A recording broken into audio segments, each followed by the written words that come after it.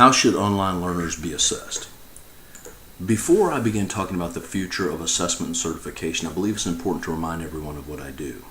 I'm currently serving as the Assessment and Certification Center Manager at Florida State College at Jacksonville, Kent Campus, and Cecil Center. I also oversee two smaller test centers, one at Naval Air Station Jacksonville and one in Naval Station Mayport. I'm active in the National College Testing Association, NCTA, as well as the Florida Association of College Testing Administrators, FACTA. In fact, my Kent Campus Assessment Center is one of a very few centers in South Georgia and North Florida that's certified by the National College Testing Association. I'm also the president-elect for FACTA. So in 2015, I become the new president for the Florida Association. So when I talk about assessments and testing, I'm going beyond articles I've read, I'm going beyond theory, and I'm really discussing with you what is happening in the trenches, and not just the trenches at Florida State College Jacksonville, the trenches within the state of Florida, and then equally the trenches nationally. Now first I would like to discuss what is driving this question of the future of assessments. In Changing Course, Allen and Seaman reported a number of important points as they relate to online courses and ultimately assessments, and so I want to kind of review those. First, what we're seeing year after year is the number of online enrollments as a percentage of total enrollments continues to grow. In 2003, that number was 11.7%. In 2011, it's grown to 32%. So what we're seeing is online enrollment as a percentage of overall enrollment continues to grow. So both total enrollment as well as students who are taking at least one online course are both growing. In fact, the number of students taking at least one online course grew again in 2011 by another 570,000 here in the United States to a total of 6.7 million. We are watching the continued expansion of online courses.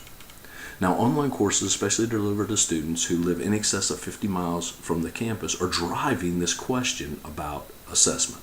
Now, before we deal with that, I think we need to deal with Horton's point from our text, and that's the question, is an assessment necessary? Now, as we think through that question, I would like to sort of retool it and ask more specifically, is a proctored assessment necessary? Because if the answer is no to that, then there are a number of different timed and untimed options, exam options, assessment options, that can be executed via online learning systems like Blackboard. So there's a lot of options out there if a proctored exam is not necessary. Now, if the answer is yes, then there's traditionally been two options.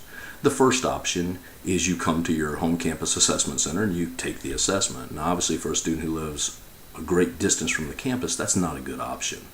The second option is to have the paper-based exam or the computer login information and password forwarded to an approved, and obviously there's some legwork there to get a site approved, but to an approved testing site like a library, like a college testing center, like other testing facilities, and then pay to have that assessment administered. Sometimes the college is paying, sometimes the student is paying. There's been a new option that's become very popular just over the last couple of years, and that option is called ProctorU. ProctorU actually proctors online exams from the student's home. They use the student's camera and microphone. They verify the ID at the start of the testing session. They can see the student's computer screen. They have the student pan their camera around the room and over the desktop. They monitor the student during the exam, and they have software that's tracking the student's eye movement. If at any point they think something is happening in the testing room, which is the student's home, they can stop the exam, have the student pan their camera around, or have the student place their camera back on the desk. At this point, not only is this service growing exponentially, but it's very popular with institutions around the United States and students. Another growing industry is certifications. This will include building certifications, medical certifications, IT certifications, fitness certifications, FAA certifications, the list goes on and on. In these cases, the student often has many different methods to acquire the knowledge. They could have done an on-ground class, an online course, they could have bought a DVD, they could have purchased a book, they could have learned from a friend, they could have done self-study at the library. But in all cases, it's the assessment, where the student has to be identified, where the student takes a proctored exam in an approved Test Center. At my Kent Campus Assessment Center, we give certifications through Pearson VUE, through Castle Worldwide, through Prove, through Crane, through Camira, and that's just to name a few. We give a ton of IT and medical certifications as well as the computer-based GED. In the last 3 years, I've watched the number of certifications explode, as well as the revenue that the assessment centers are generating from these certifications. I see no end in sight, and in fact, I see new players every month entering this arena to give certifications.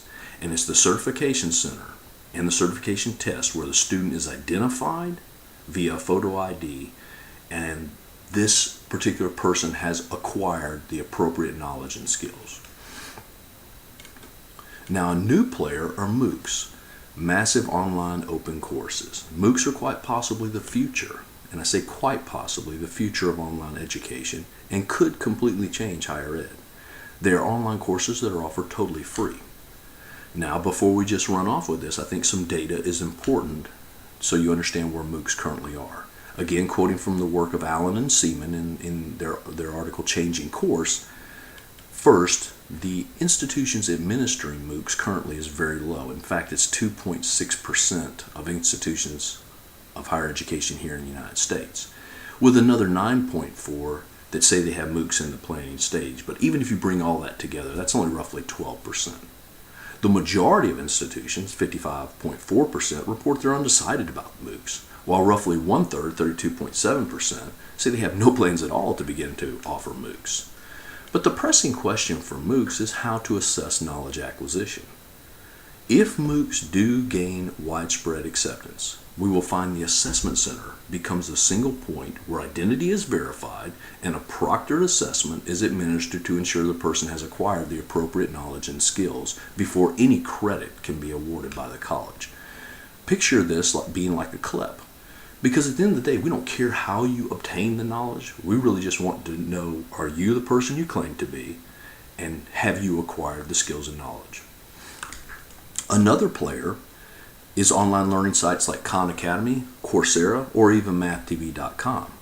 Although these are great learning hubs, the pressing question for all of them is how does a college grant credit for work done on the website? Again, I see this working much like a MOOC. The assessment center again becomes the place where identification is verified along with the actual verification that the student has obtained the appropriate knowledge and skills. Now, at this point, I could go on and on. There's some other important areas to talk about, but I think we need to wrap it up. In 2003, Drummond wrote, one of the major challenges of this new at-our-fingertips learning environment is how to assess learner achievement in an online course in which learner and instructor seldom or never see each other in face-to-face contact.